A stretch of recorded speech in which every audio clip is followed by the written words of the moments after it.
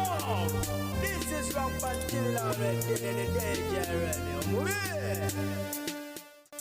Bwenche nyongero kwanirizaako mulungi omwagala mpuliriza ku Phiphie the news anchor ne nyongero kwebazaako gyonna gye tusizaako engalo olunaku olwaleero kansubire nti oli bulungi yonna gy'osinzira okubanga ate ogyekumirako ku nkya ya leero nkuwaddeko amawulire agalaga omukulu amanyiddwa nga Derick Agutta Museveni ng'agenda mu maaso okubanga ate aggulawo essomero mu ggwanga erya Tanzania ng'ali wamu n'omukyala amanyiddwa nga Samia Suluhu ne pulezidenti w'eggwanga erya Tanzania era nga bino byonna bigenze mu maaso okubaawo eyo mu bitundu ebya Chato wabula ng'ate batutegeezezza nti essomero lino lyagenze maaso okubanga agulawo omukulu ne yagenda maaso okubanga ate aliteekamu ensimbi era nga abalibudde na mu linnya lye limanyiddwa nga Museveni Pre-Primary School wabula nga kino kigenze maaso okubanga ate munange kinyamiza bannayuganda bangi era nga abakulu okuli Maulana ne Rain bagenze maaso okubanga ate bapostinga ku mukutu gwabwe ogwa Facebook nga bagamba nti twagala okutwala omukisa guno okwebaza pulezidenti waffe omulungi Museveni olw'okwagala ennyo bannayuganda naggulawo essomero e Tanzania nga agawano Magale yes embeera bwetigeze maaso okubanga ate eyongera okwenyamiza abantu baginyonyiri ddala kwegamba nga beewuunya ekintu ekifaanako bwekiti naye nga kyo bwekiti bwe kigenze maaso okubanga ate kibaawo mu kaweefube w'okulondoola bbomu ezigenda maaso okubanga ate zibwatuka mu ggwanga letu Uganda ensangi zino poliisi etandise okulondoola abantu abatunda ebijimusa ebirime mu ggwanga letu Uganda era nga kigambibwa nti bino bye bikozesebwa mu kukola bbomu okusinziira ku mwogezi wa poliisi omukulu amanyiddwa nga Fred Enanga ategeezezza nti poliisi evunaanibwa ku birime yakwegatta wamu ne minisitule y'ebyobulimi gattako n'ekitongole ekikebera omutindo gw'ebintu ekya UNBS okukola ebikwekweto oba ekikwekweto mwe bagenda okubanga ate munange batandika okukebera abatunda ebirime bagamba nti ebyo bye batunda bye bigenda mu maaso okubanga ate byeyambisa mu kukola bbomu so baagala bagende mu maaso okubanga babyekenneenya bulungi nnyo nnyini ddala. Olunaku olwaleero lwegiweze emyaka 5 mirambirira bukyanga namungi w'omuntu atokomokera mu district ey'e Kasese era nga kinajjukira nti ebyo byaliwo mu Novemba omwaka gwa 2016 ye omukulu amanyiddwa nga Robert Kyagulanyi Ssentamu ng'asinzira wali eri ku yafeesi yabwe n'abakulembeze ab'enjawulo okuva mu kibiina kya National Unity Platform bakuŋŋaanye okusobola okulaba nti bajjukira abagenzi bano era nga ategeezezza nti conference zonna ezigenda maaso okubaayo mu wiiki eno bagenze maaso okubanga bazuwayo ku lw'abantu bano bw'atyo n'ategeeza nti wadde nga amawulire gawandikako abantu 15 bo abatuuze b'omu district y'e Kasese balumiriza nti abafa baali basobawo mu 15 era nga bagamba nti bali wakati w'omuwendo gw'abantu 3 n'abantu 5 era nga omukulu amanyiddwa nga Robert Kyagulanyi Ssentamu ategeezezza nti abagenzi bano tebabawa kakisa kuba nti bazikibwa ku bijja byabwe wabula nti babatwala mu barracks ne babeera nga munange babaziika mu kinnya kye kimu ate n'ekyomukisa omubi nti tebabawa kakisa ba relatives baabwe kubanga munange bakyala ku malaale eyo gye babaziiko ba gye babakola ki gye babayiwa kubanga babasabirako tebabakkiriza kubanga bagendayo ate bw'atyo n'ategeeza nti n'ekyennaku ekirala ye mukulu amanyiddwa nga Charles Mumbere okuba nti ali ku house arrest okuva ne kwolwo okutuusa ne kakati era nga takkirizibwa kubanga alabwako bantu wabula nga ate gwe eyetaaze okubanga omulaba oteekeddwa okufuna olukusa okuva eri amagye wabula agenze maaso okubanga ate agumya abantu n'abategeeza nti obwenkanya bujja kubanga ate munange bukolwa ku lw'abagenzi era bw'atyo n'abasabira babeere nga bawummula mirembe bw'atyo agenze maaso okwongera okulaga essanyu lyayina eri bannakasese abesitudde bwa ntogo okuva mu district eyo okujja okubanga ate munange babeeyungako olunaku olwaleero era ng'agamba nti abo babadde basoba mu 50 bw'atyo n'ategeeza nti n'abalala bajja kubanga beeyongera okubanga bayiika babeeyungeko bagende maaso okubanga ate batambuza ekintu kino n'alaga nti essanyu lyayina lya nsusso okulaba nti abantu bakyegatta ku struggle mu kaseera akafaananako bwe kati. Ogwonga guli bwe gutyo y'omukyala amanyiddwa nga Rebecca alitwala kadaga havudde bw'atyo n'agenda maaso okubanga ate ategeeza bannansi nga watali interested mu ntebe y'abukulembeze bw'eggwanga letu Uganda abangi bagenze maaso okubanga ate interpretinga nga ye alina okutya mu ntebe y'omukulu amanyiddwa nga Derick Agutta Museveni kino nno kireetedde omukulu amanyiddwa nga Robert Kyagulanyi Ssentamu okuvaayo annyonnyole n'abategeeza nti abantu abo tebalina kutya kulala kwonna wabula ekyokutya kye balina kyokka kiri ekye kiri kutya kufa bintu bitategeerekeka okitegeera bafe naye nga n'enfa yaabwe tennyonnyolekeka bantu n'agamba nti batyo okubanga ate munange baba blackmailinga batyo okuba nti munange bateekebwa mu kkomera batyo okutulugunyizibwa batya okukolebwako ebikolobero byonna by'owandowoozezaako mu ggwanga lyatu Uganda singa ovaayo n'ogenda maaso okubanga weesimba ku ntebe eyo ebyo bijja okubanga ate bikola ki bikutuukako ye bw'atyo bwabategeezeza nti bano abatya entebe tebatya kuba nti batya kubeera bakulembeze wabula batya ebyo ebiyinza okubanga bikola ki bibatuusibwako ye nno omukyala we amanyiddwa nga Barbie Tungo Kyagulanyi agenze maaso kubanga ate munange amuzaamu amaanye n'amutegeeza nti munange wataba agenda maaso kubanga ate bakukwasa olusozi luno lwoliko okugezaako kulaga ensi nti luno olusozi mwana tulusobola okubanga ate lumuvinga oba lusobola okubanga lutambula so n'ogenda maaso obere nga ate tokola kitowanika waddenga ebisago bingi tobitya bw'atyo bagenze maaso kubanga agumya bba yesa Iyo mukuru amanyiddwa nga Isma All Access muyite Jjajja Ichuli oluvannyuma lw'okukatibwa n'abeera ng'ate munange aggalirwamuko awo ennaku entonotono olwabadde okuvaayo bw'ati yaddukidde mu interview emu era nga yagenze maaso okubanga ate ategeeza ba bloggers bonna nti waba bakumubaako bye bamubuuza tebamubuuza bintu bikwatagana n'amagye ga ggwanga lyattu Uganda tebamubuuza bikwatagana na security bamubuuza ebintu ebirala byonna naye ebikwatagana ne eri eyo abategeezeza nti alina yivu talina kyakola kyabimanyiko wabula nga bino byonna agenze maaso kubanga ate ategeeza nti okusinzira ku kyeyayiseemu mwana tuyakakasiza nti talina kyakola kyategeeramu eri eyo ate nga wotuvuddewo abantu abawerako ddala abaana ab'obuvubuka 50 be bagambibwa okuba nti bakwatiddwa mu apartment emanyiddwa nga Malayika nga bagenze maaso okubanga ate bateekateeka kye bayita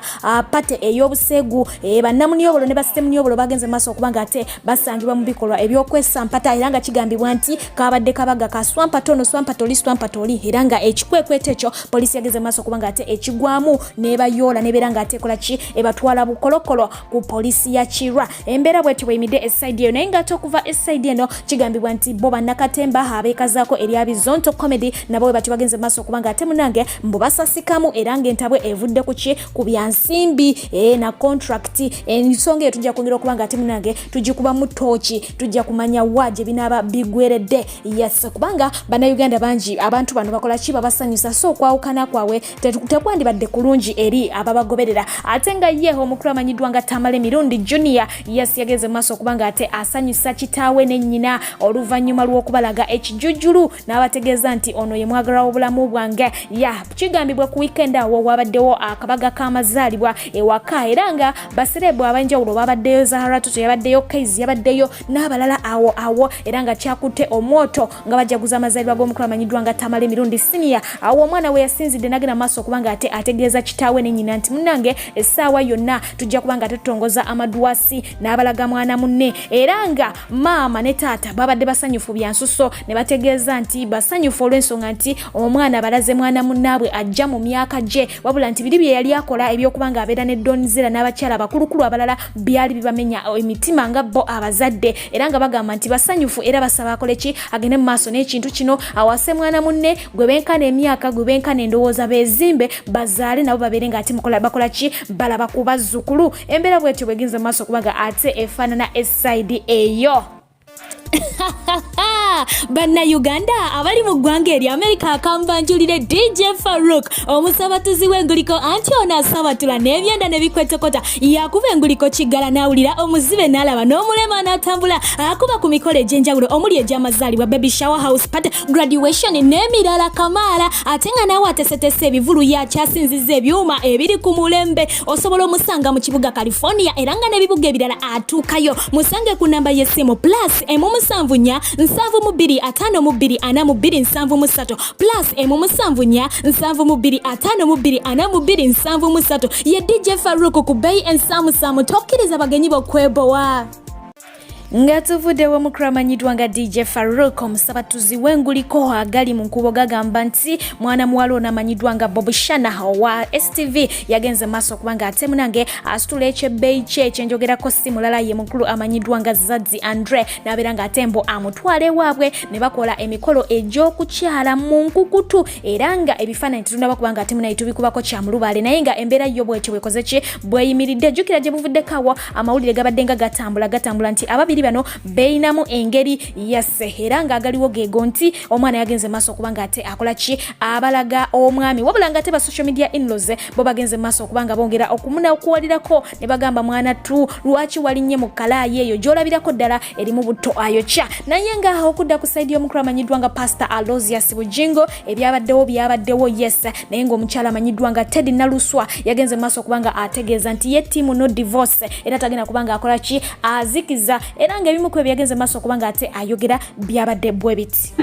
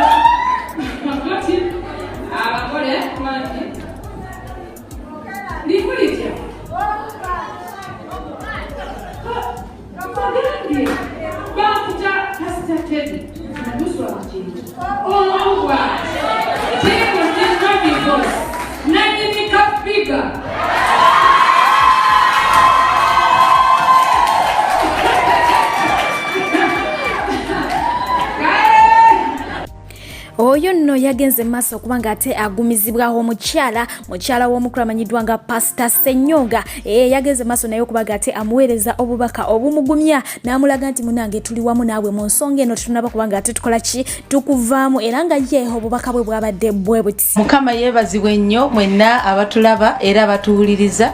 amanya n'eddoboozi omukyala omubwate wa Pastor Jackson Ssenyonga okumala emyaka 31 amanya gange nze Eva Ssenyonga tubalamusizza era tukiza nti Mukama agenda kukola ebikulu eby'amaanyi mu bulamu bwammwe. Katonda atuwadde ekisa. Juzi nageze nendaba mawulire ekintu Pastor kyayogeddeko ekyomuzizo omusajja ne yeekaza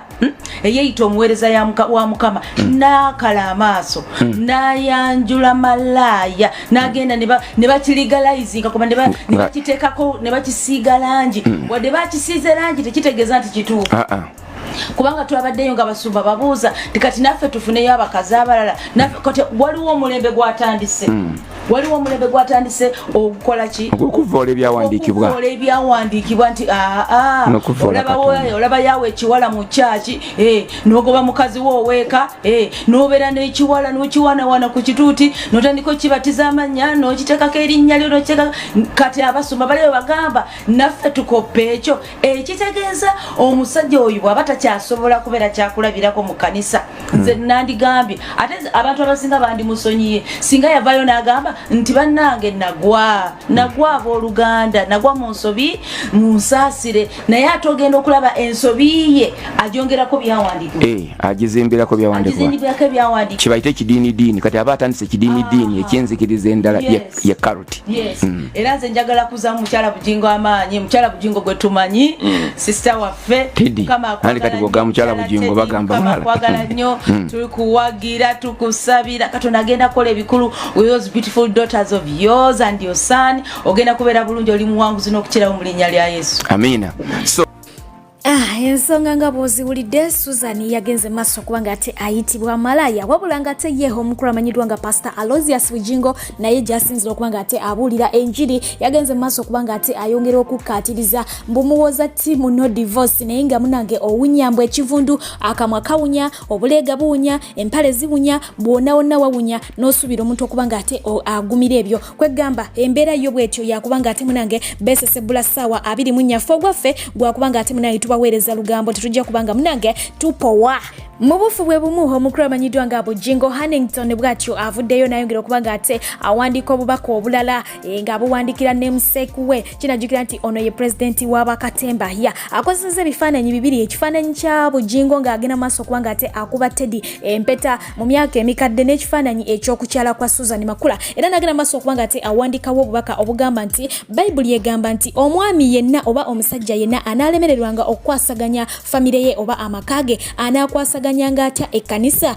ejjudde amaka amangi oba families enyeje nagamba sigezako kubanga ate nkola ki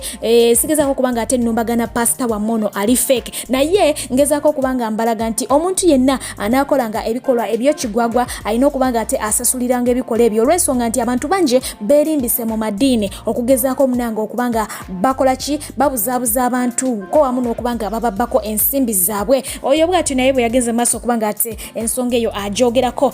ate bo abagalana ababiri omukyala amanyiddwa nga Muna 256 wamu ne Lava Boy we omukulu amanyiddwa nga Derick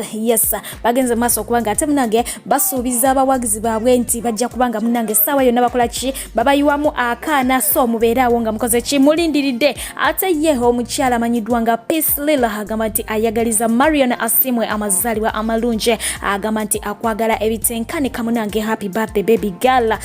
awo ensobodde okubanga ate munange nkukomya olunaku olwalero ngenda kubanga ate nkwerekereza nkwagalize ekiro ekirungi nsabe mu ngoyo atakumira mpeera akunkumire sula bulungi nkwagala nnyo weeraba.